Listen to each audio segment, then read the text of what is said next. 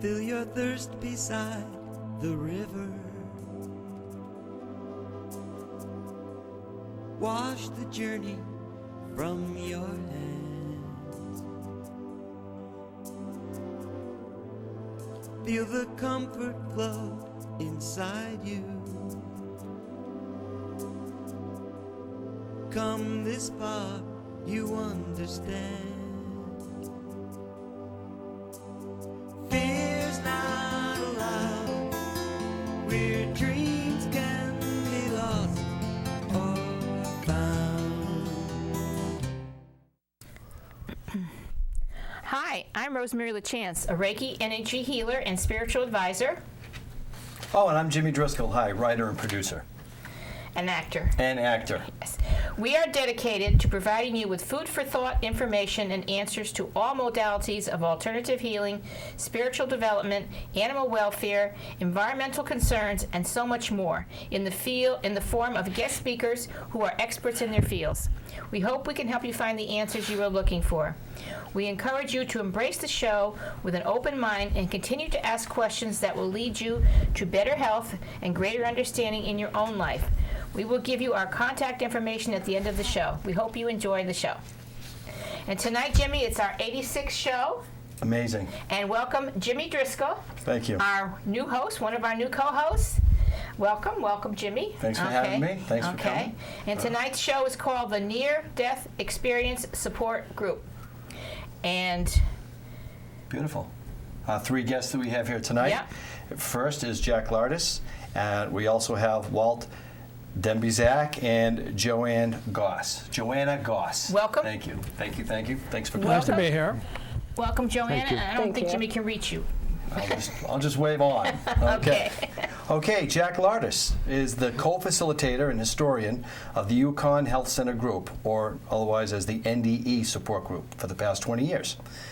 25 years ago, Jack discovered the NDE support group at the Yukon Health Center in Farmington and has attended 95% of the meetings, where he takes in-depth notes about the experiences. Jack has not yet had a NDE experience, but finds the subject very compelling in arriving at a personal outlook of what transpires after death. He has stated that the stories related in the meetings have provided him with a sense of inner peace, and he no longer feels anxious about dying. Wonderful. At the present time, he spends his years in retirement as a painter, sculptor, and exhibition curator of the oil drum art exhibitions in Connecticut and New York City. Last May, he assembled a team in Amsterdam, Holland, that will produce an oil drum art exhibition in 2012. It is his first step in the international art arena that he hopes to expand into England, Germany, and Spain in 2014. Congratulations, Jack. Yes, Thank you. congratulations. Yeah. And Walt Dembizak. Okay, Walt. Walt believed that 2 + 2 did not equal 4, right? It wasn't correct. And he did not believe that the NDEs, or near-death experiences, reincarnation, psychic phenomena, etc. But now, well, all that's Now he changed. does. Now he does. Walt has had 3 near-death experiences. One in 1990, 2 in 2000, and this will be interesting when we ask you that you seem to have been in someone else's near-death experience in 1998. So we'll get into that. Past life regressions, PLRs. Walt has had 16 past life regressions to date. He has been both male and female in his past lives. Hypnosis or deep meditation was used to send him back into his previous lifetimes. In the present right now, Walt is not afraid of death because he knows that he will not die. His spirit and soul will live on forever. He also knows that he may come back again in the future lifetime, perhaps even on a different planet. Walt has a mission to fulfill in his lifetime, but does not know exactly what it is yet. He has been told by his spirit guide, or guardian angel, that he will know when it happens. Okay. And we got one more. We got Joanna. Oh, Joanna, Goss. yes. Yes, okay. Joanna grew up in Brooklyn. She was born in New York City, and now she lives in Bethpage, Long Island. She is currently writing a book on my spiritual journey. and also working on a clothesline. Is that Clothing line. Clothing line. Thank you. Not a clothesline. That'd be something. There she is, Long Island, hanging on. All right. Thanks for coming. Now, you had near-death experiences, right, Joanne? Yes. Yes, okay. All right, good. So, the first thing we need to ask you is, what is a near-death experience? And you can explain to us the difference. Like, I always thought that it was just when you seemingly passed away and you came back. But you were telling us before that there's other ways to have out-of-body experiences which are like the same thing. So we want to have you explain what is a near-death experience and what is the out-of-body.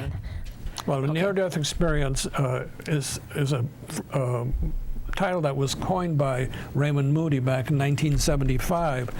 And that's because a lot of people who heard his lectures about dying based on the Kubler-Ross approach started to send him letters and say, gee, I had this experience when I died. And he found that there were so many similarities that he began to document them and collate the information. And he came to the conclusion that people were having these experiences when they died. And later he regretted that he coined that phrase, because he said you don't have to be dead or near death to have this experience. It could be a spontaneous experience. It could be under pressure. It can be under danger. It could be any other number of ways of having this transformation that takes place. So what takes place actually is that you leave your body for a short time, right? Is that what you're saying? Yes. Which is like what a near-death experience is. Right. But you don't have to die to do it. Okay. Yeah, the out-of-body is part of the process. It's part of the NDE. It's one of 15 characteristics that were defined by Kenneth Ring, who has written a number of very, very excellent books on his research. So, okay.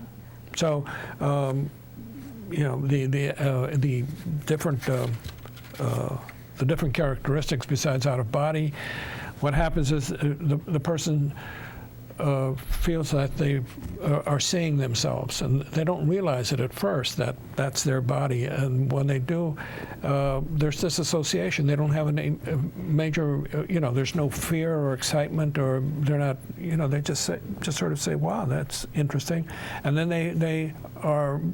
Now, first of all, I just want to explain.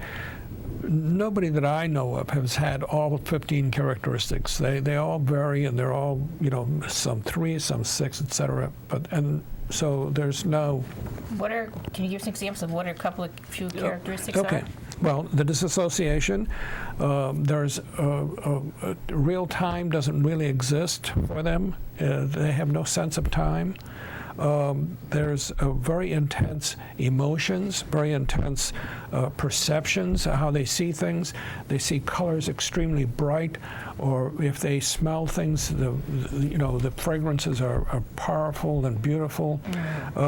They find themselves in a kind of a spiritual realm or another dimension, and then they encounter spiritual beings, and they can come in many forms. It all depends on who's relating their personal experience, and that they sometimes have this incredible sense of total knowledge, that they are completely connected with the universe and know everything. Walt Whitman writes about that in his poetry and Leaves of Grass and so on. Oh. He had an NDE, and he writes about that. There's also a life review, and not everybody has it, but they come in different variations. They sometimes will meet deceased relatives or friends, etc. There's a sense of oneness, not just with the beings that they encounter, but oneness with everything in the world. Eventually, sometimes they are given knowledge about the future, or they're told that they have missions that they have to take care of, and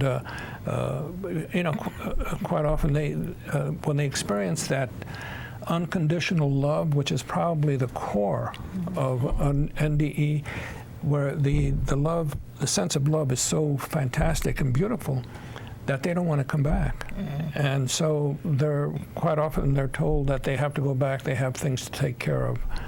And there's quite often there's a border or some kind of demarcation where there's that sense if they cross over, then they won't come back. And then before they know it, they're back in their bodies and trying to make sense of all of it. Right. Well, could you explain a little bit? When I was reading your bio, you said, you really weren't a believer in the beginning, and then all of a sudden something had changed. You changed over to, okay, there is something here about that. Could you tell us a little bit about your experience on your first one? My first near-death experience? Yeah. Oh, sure. Just a little background. I have tinnitus, a ringing noise in both ears. Sure.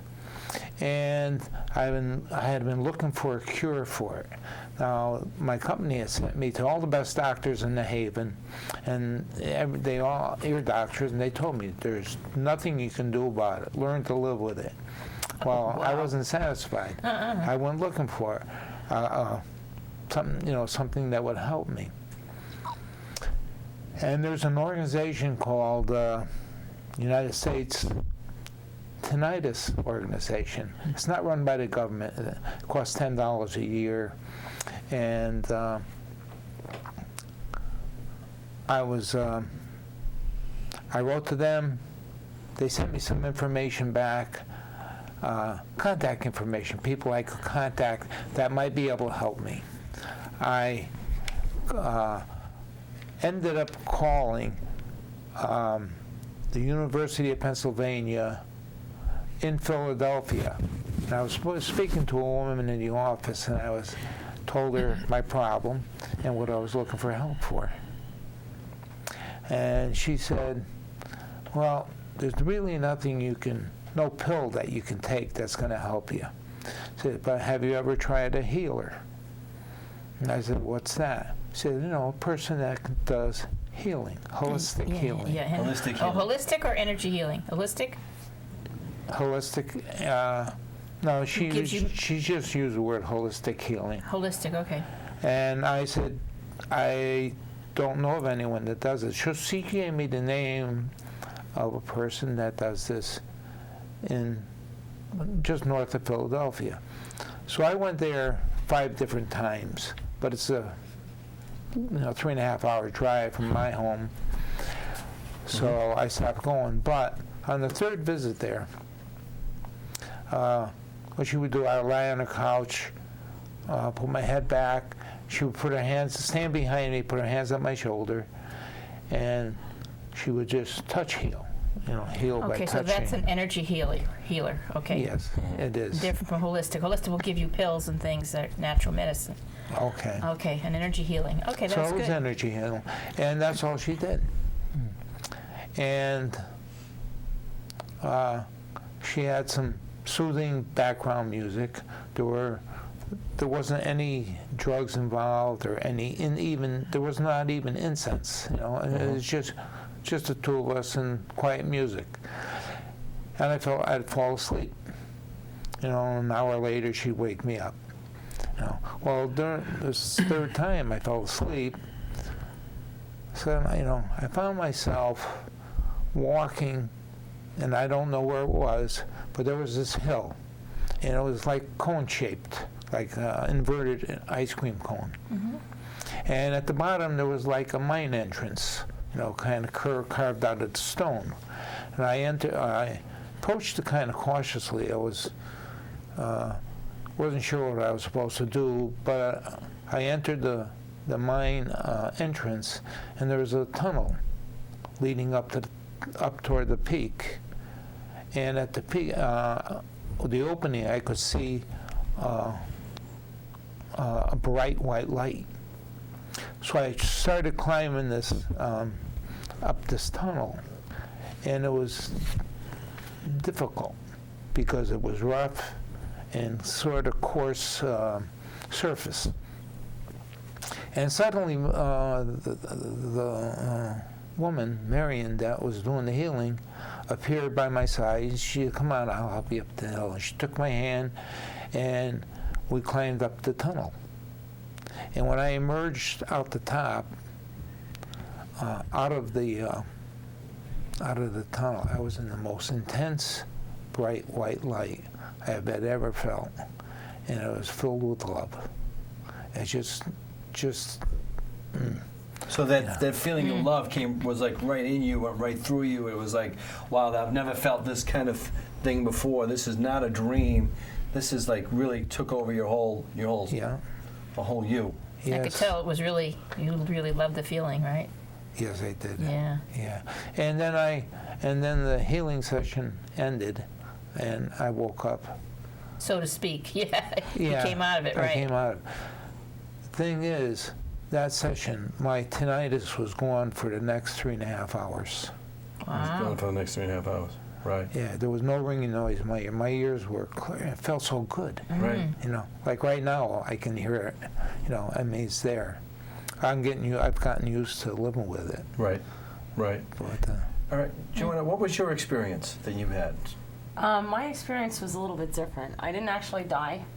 I had been in my bedroom praying because I had been in an abusive situation with my parents and I wanted a way out.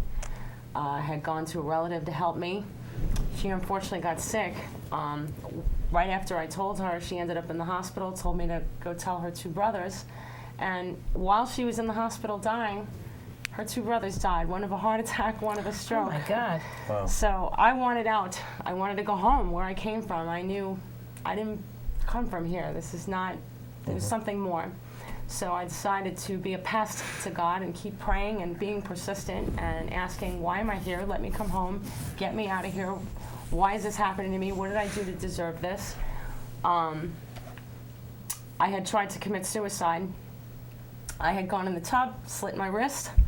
My mother, unfortunately, came in and, well, I guess fortunately, came in and checked on me and saw what happened and grabbed me out of the tub and wrapped me up and said the magic words, "Are you crazy? That's a sin." So as soon as I heard that, I realized, wow, I can't do this. This is the wrong way out.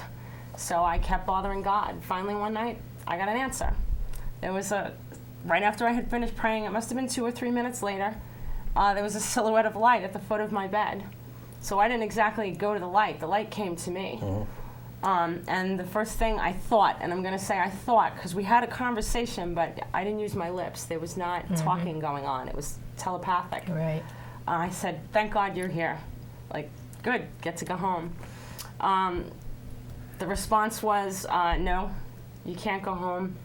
I know this is hard. Everything that's happening to you is happening to make you stronger. There's something you have to do, and when the time comes, you'll know." Well, this is not what I wanted to hear. I wanted to hear, yeah, I came to get you, we're going home. Right. So I went through, I guess, a quick process of grieving and accepting it.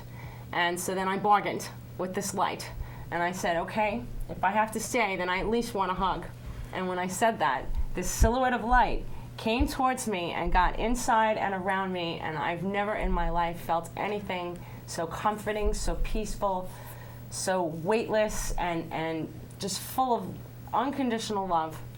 Got goosebumps. It's anybody who's doing heavy drugs, that you'll never come close to what this feeling is. Not what this is. How long ago? Excuse me. How long ago did this happen? It's happened when I was somewhere between 12 and 13. I don't remember exactly the age that I was, but somewhere between then. And the next morning when I got up, things were different already. It had already begun, and I'm going to say begun to change my perspective because it was not an instant change. Whenever I was beaten, I didn't feel it anymore. It sort of numbed me. I felt like something was protecting me. And so the man that was beating me could hit me as hard as he wanted, and I felt nothing. I felt protected. Wow.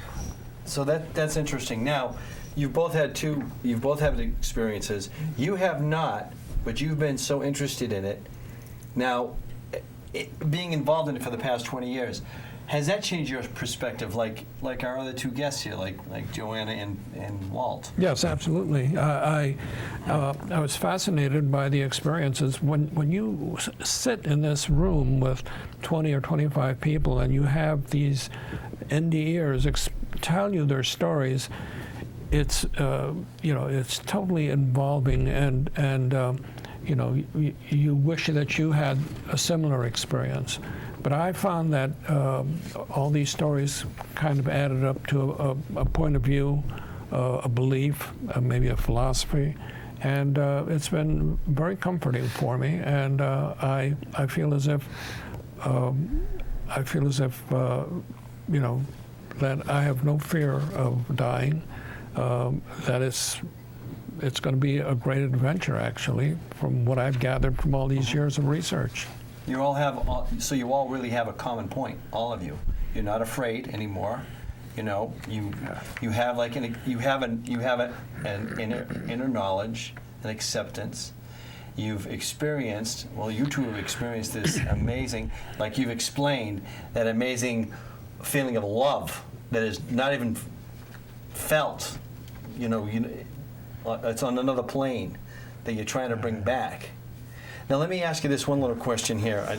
Has anyone ever tried to throw a wrench in your machine? Like, you feel like someone tries to, sure, you get that, Disbelievers. You're challenged. Right. You feel challenged. Yes. Does that once in a while? Yeah, no, there are many people, scientists, writers, researchers who have explanations for this experience, but the general consensus is that it's genuine. And we have the IANS, the International Association for Near-Death Studies. Yeah, I was going to ask you what that is. Well, it's an organization. It's a nonprofit organization that studies NDEs and sets up support groups around the world. It's international, and they have they have been able to refute all these negative responses and explanations. Who claim that it's a physical experience, and it's not really a spiritual experience. But we have doctors, psychiatrists, cardiologists who have written incredible scientific books and studies. I mean, there's a doctor from Holland who is a cardiologist, and he's written this incredible book about all these people who have who had the NDE while he was operating with him, etc. And he really presents a good case why this is real. So is this institute that you're from located locally here now, right? Where is it? Well, IANS is located in Boston, is that right? They moved recently to Virginia Beach, Oh, okay. the headquarters. But you have a group here, right? Yes, we're like a chapter. Right. And where are you located? We're located in Farmington at the Yukon Health Center. Okay. So if someone wants to get in touch with you about this, they can call there and Right. and come and talk to you. So I'm sure there are lots of people out there who had these experiences, don't know who to talk to about it because nobody believes them. So they need to go somewhere where someone does and talk about it. I think that you all out there that have had these experiences, now you have someone you can go to, and we'll give you their contact information at the end of the show.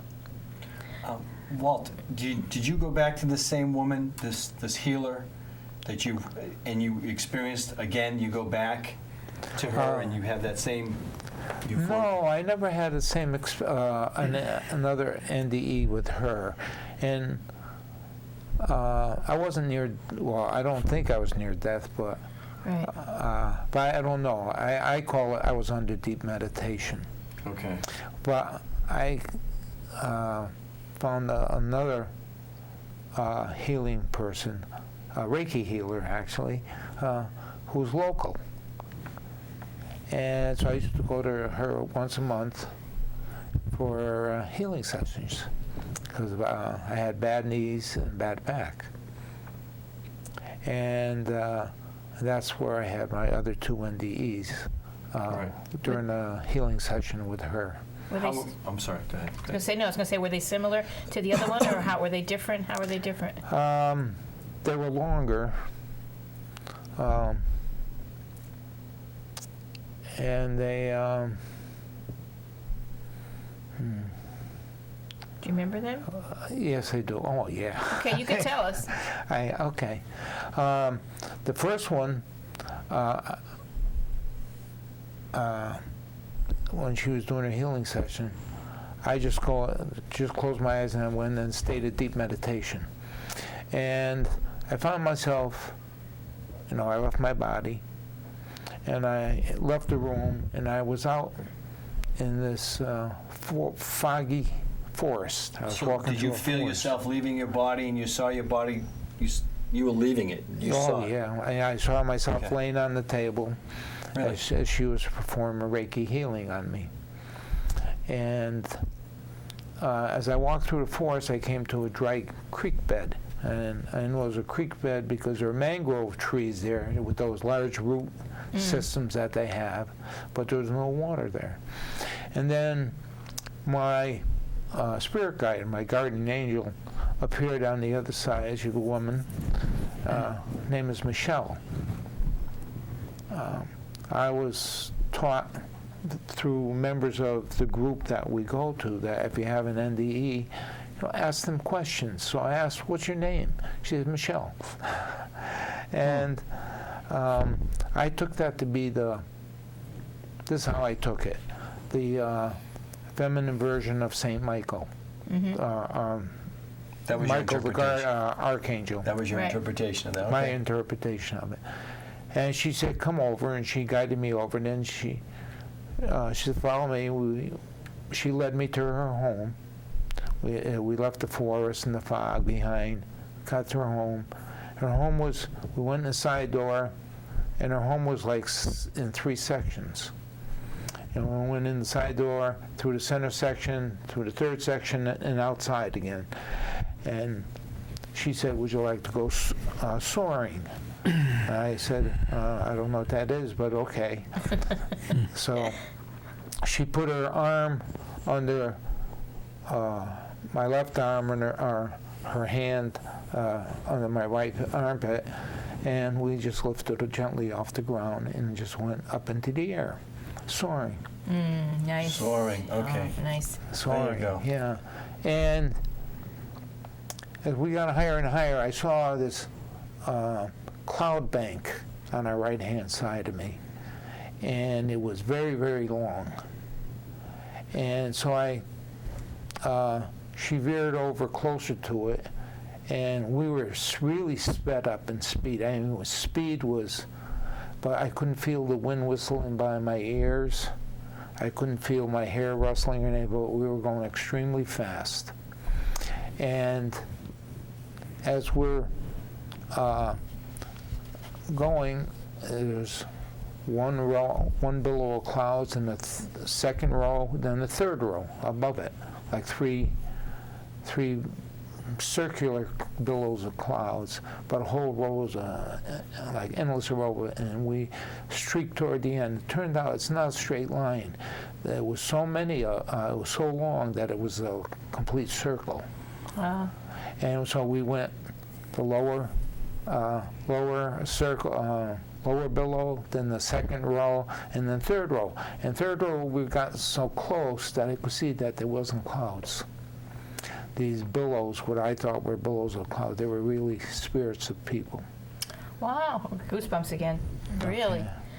And there was, yeah.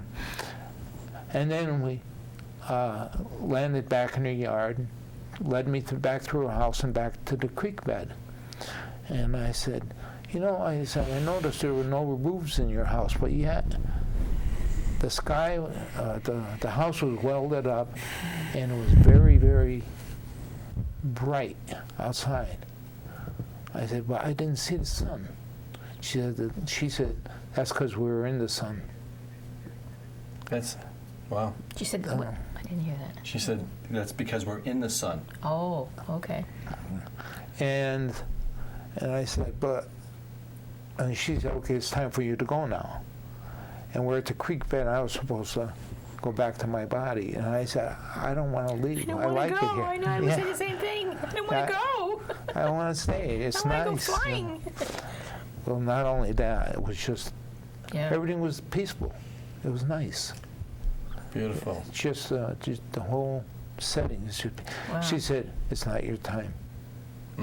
Which we've heard from other stories of people who are crossing Right. over like and say it's Yeah. not like you. You got to go back. You got things to do. Do you still have experiences, or can you get back to that place? Not that place, but I've had all kinds of spiritual and interesting experiences happen since then. Really? Yeah. Can you give us a couple? few, yeah, right.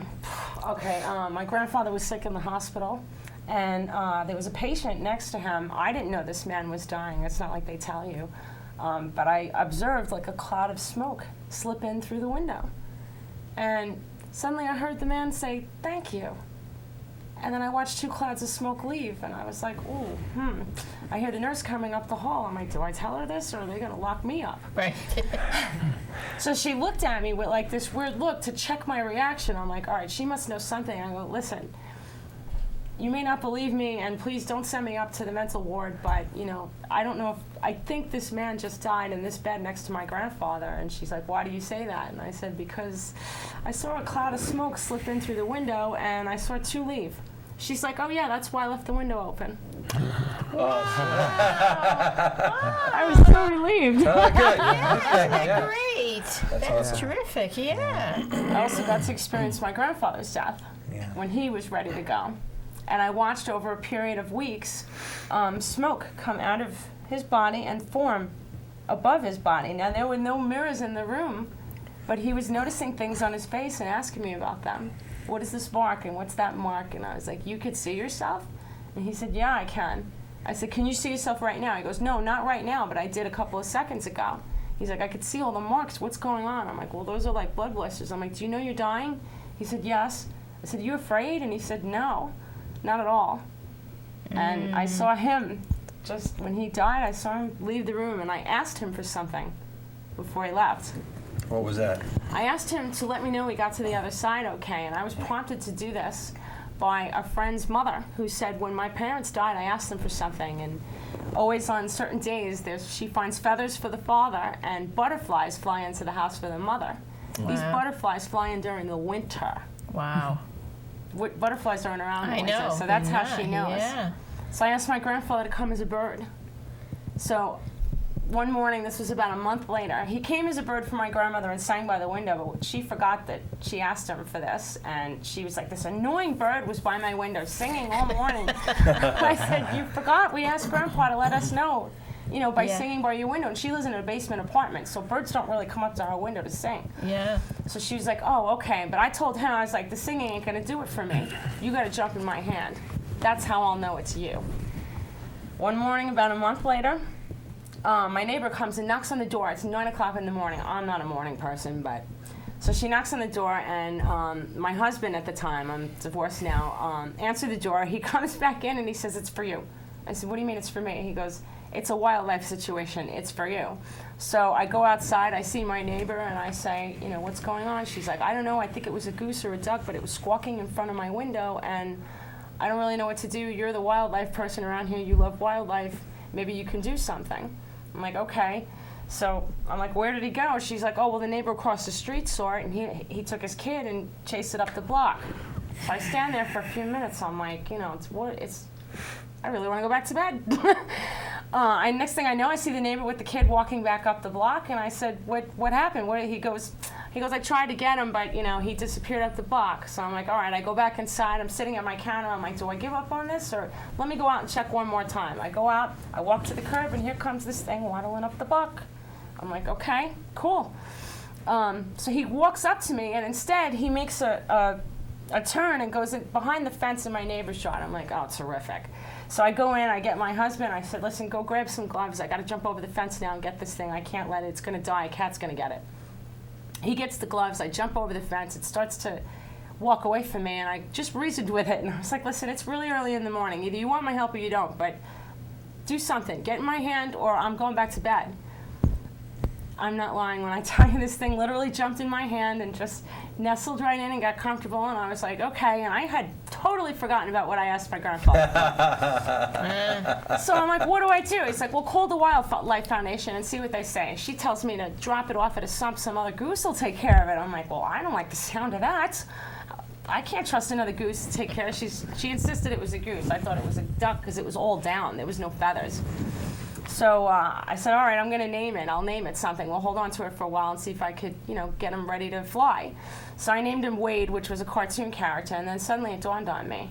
I'm like, wait a minute, this thing went up to my neighbor. And I asked my grandfather to jump in my hand. Like, it started all coming to me all of a sudden. Right. And my grandfather, whenever he came to see me, would pull in my neighbor's yard because the houses all looked the same, and I'd have to go one more house down. No kidding. So that's why he was in front of her house and not mine. That's a great story. But It is. this is how I figured out it was my grandfather. I just looked at him and I said, Grandpa?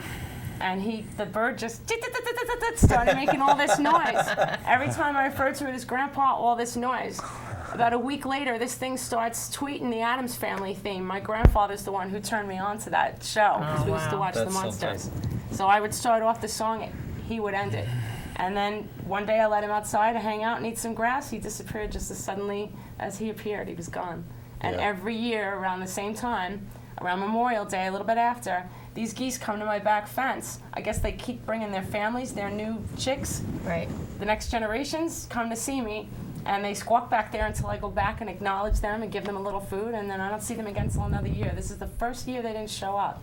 And I'm Wow. wondering if there's some significance there. Yeah, maybe. Maybe. There's That's a amazing. There's a I want to say a person told me about the Greek mythology that they believe when people pass they come back as a bird. Their soul, their spirit comes back as a bird. I had a similar situation of a friend of mine who was very, very close to her father, and I'll just be real brief on this. I have a place up in New Hampshire, and I grew up there all my life. And I know all the wildlife up there. I know what animals are there. I know what birds are there. I know the fish. I've been there all my life.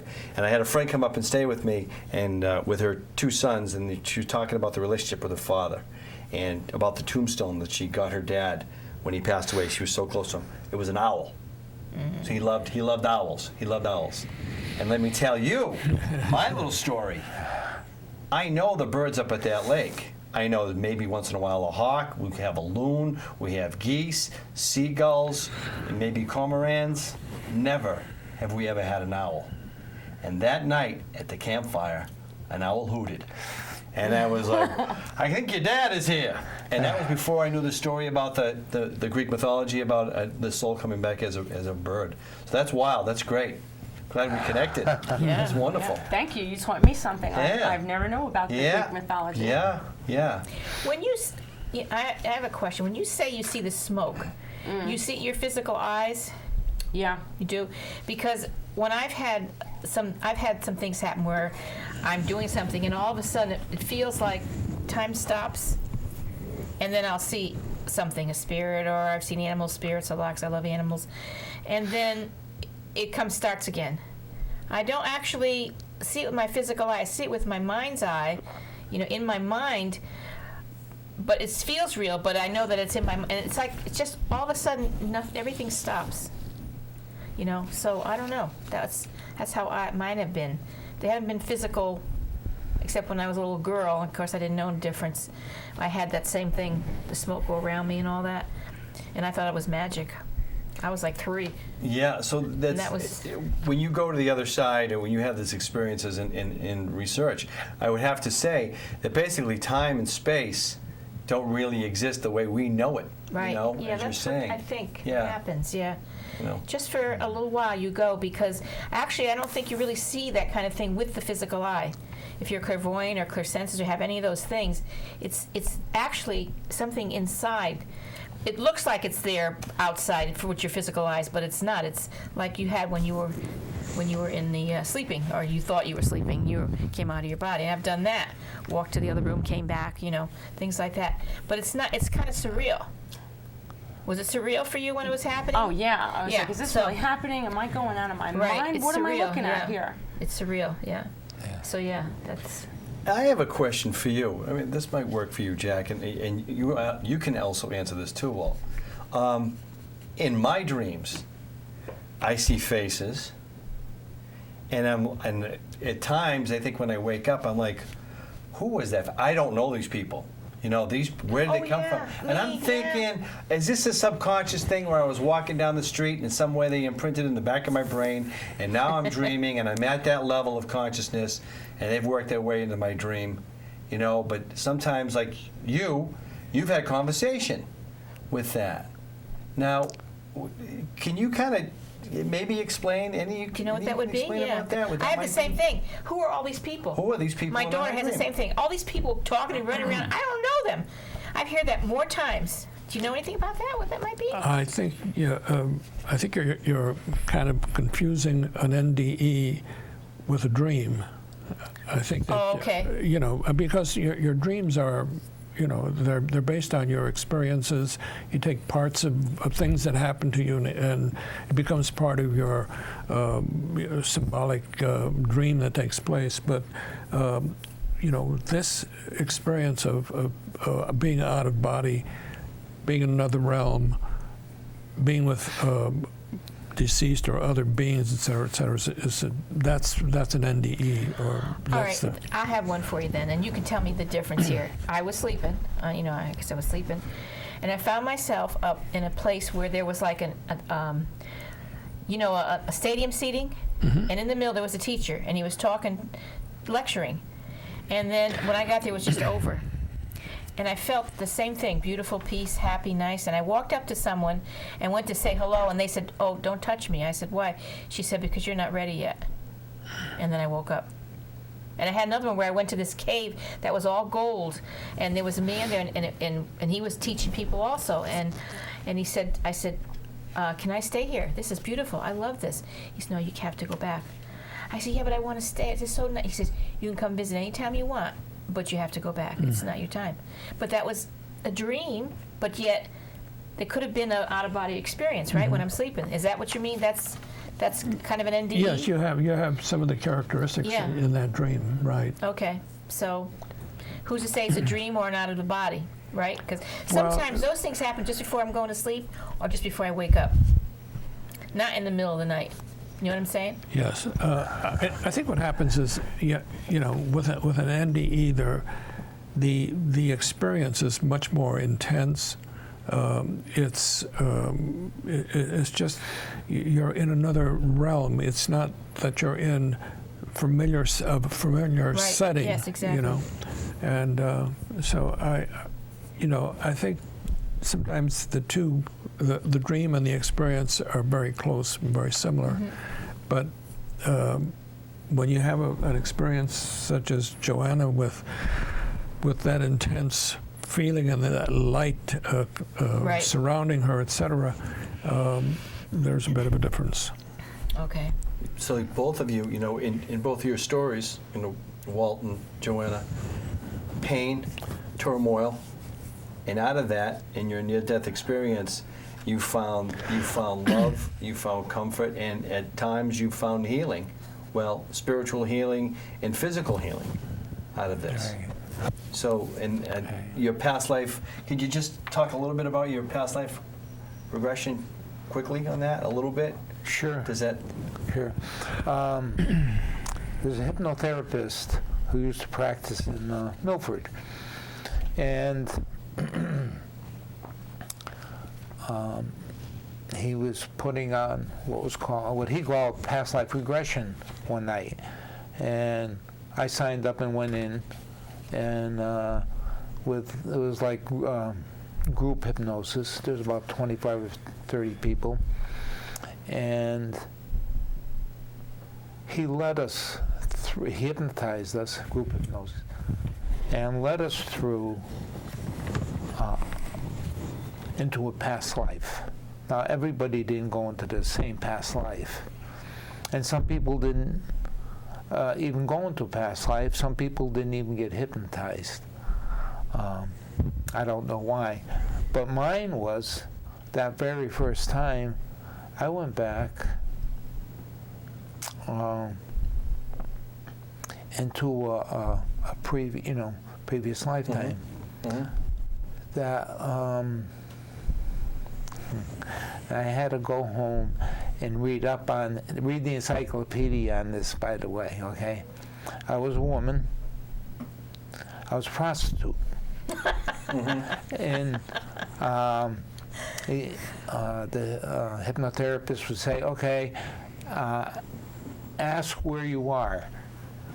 What kind of clothes do you have? What are your surroundings? You know? So I asked my roommates, my two female roommates, where are we? And they said, Constantinople. And I said, no, Istanbul. They said, no, Constantinople. After the past life regression was over, I understood the conflict because they had changed the name to Right. Istanbul. Right. And I was fighting, and some of my conscious mind was arguing with my subconscious about where I was. And so that was but in that past life regression, there were soldiers in this cafe-like building, and we took care of them. It was made a good living, made good money, and very well educated. I read a lot of books.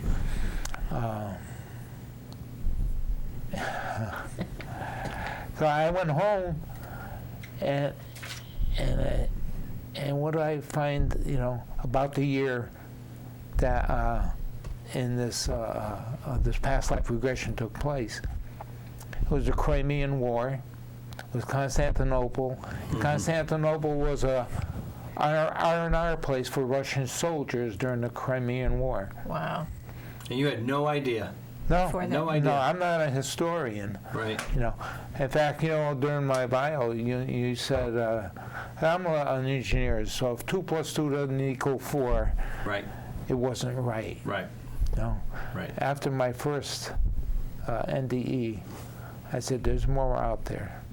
And That's so interesting that's because when you're an I- engineer, and it's right. It's tough to break. It's tough to break that thought. And when you're an Yeah. engineer and you study being an engineer, you have a certain way you think. So You're right. That's yeah. you do. You're right. Yeah. But you're very, I think, you're very sensitive to have all these experiences. It's easy for you to get a quiet mind so these things can happen to you, right? Yes. Yeah, it is. Oh, yeah. You're going to say something? No. Oh, okay. I was going to ask you, who are the key people in the creation of this, I say IANDS, IANS? Ions. Yeah. The 4 founding fathers, in a sense, were John Audette, Raymond Moody, Okay. Bruce Grayson, and Kenneth Ring. Audette was from Pennsylvania, I believe, but the other 3 were here in Connecticut, and they actually started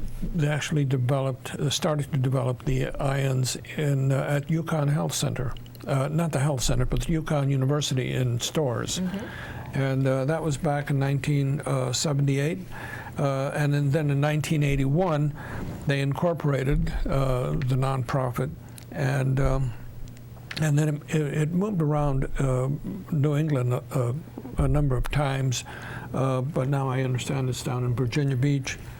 But those were the key people. And Bruce Grayson was the founder of our group that meets in Farmington at the UConn Health Center. He's now down at the University of Virginia doing studies about the NDE and the different phenomenons. So your group in the UConn Health Center now, it's ongoing now, right? Right. And it's NDE, right? That's what it's about. And who comes to the meetings? And is there a fee involved? No, there's no fees. There's no fees or dues of any kind. There's no initiation fees. We send out meeting notices by email, so there's no expenses. They don't charge us rent. That's And nice. best of all, parking is free. So How often do they meet? we meet once a month. Once a the month. second Wednesday of every month. Second Monday of every month. I'm sorry. Thank you, Do you Jack. have a lot of people? It averages somewhere around 20 to 25 people. Wow, okay. And when we have certain guest speakers, we might have 30, 35. Wow.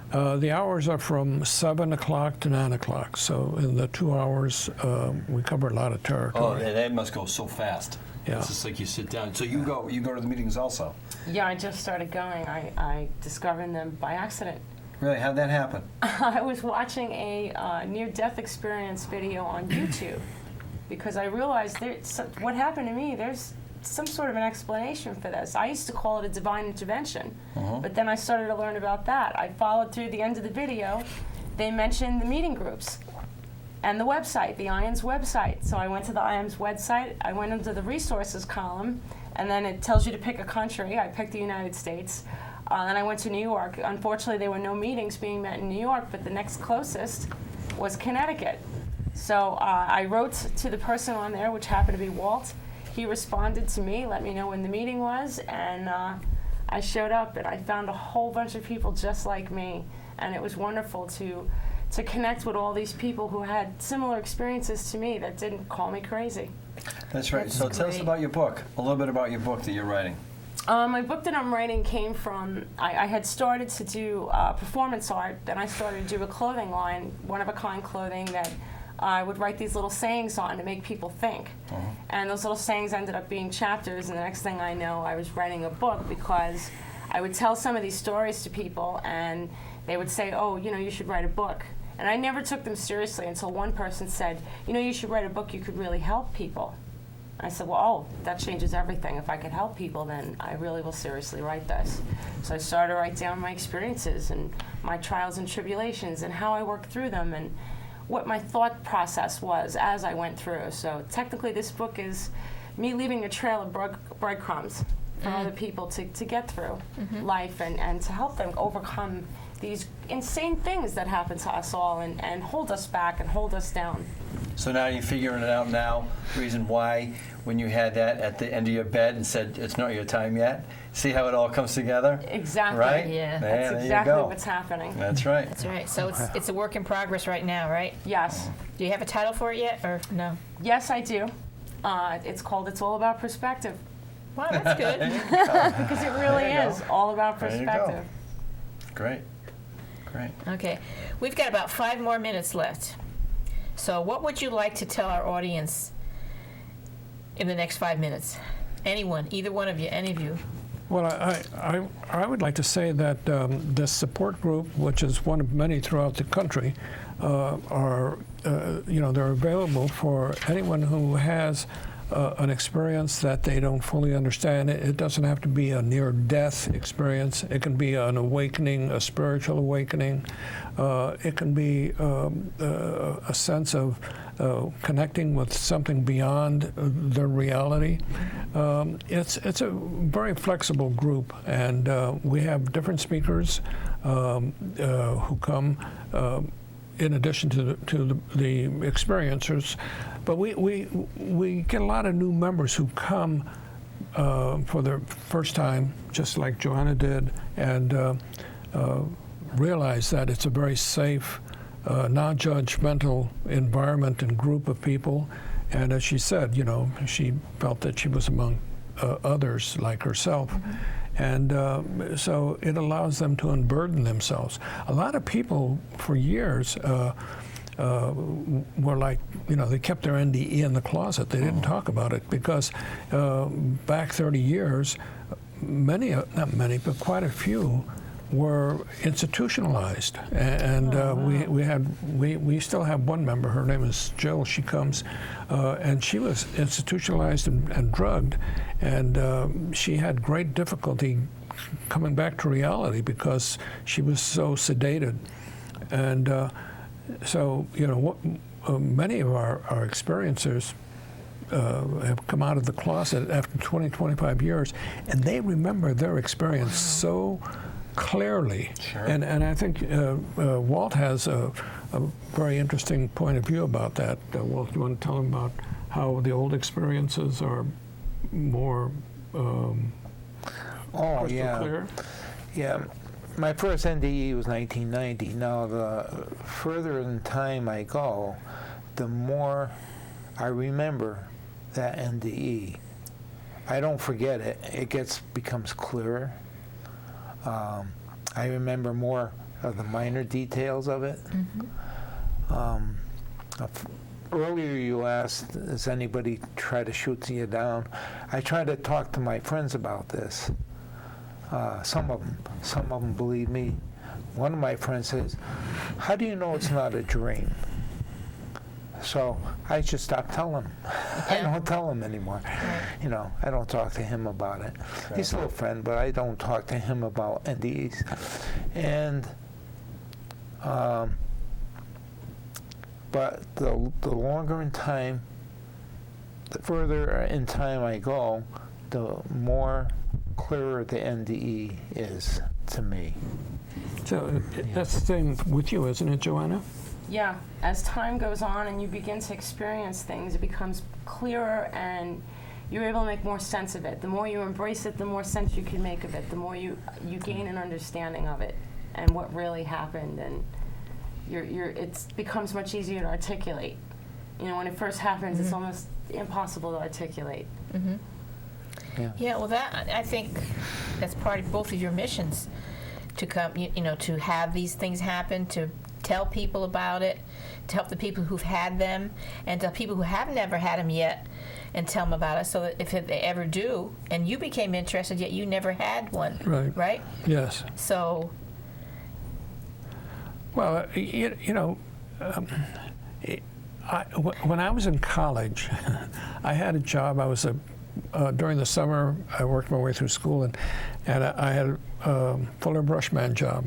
And they gave me the job out in the country, and so I went to this little house, and there was this little woman, the mother, who had a very bad limp, and being an artist, I immediately responded to the artwork that was done by her children that she had on the wall, and so we got into this long conversation. I was there for 2 hours. Instead of selling Fuller brushes, we were talking about, you know, art and spirituality, etc.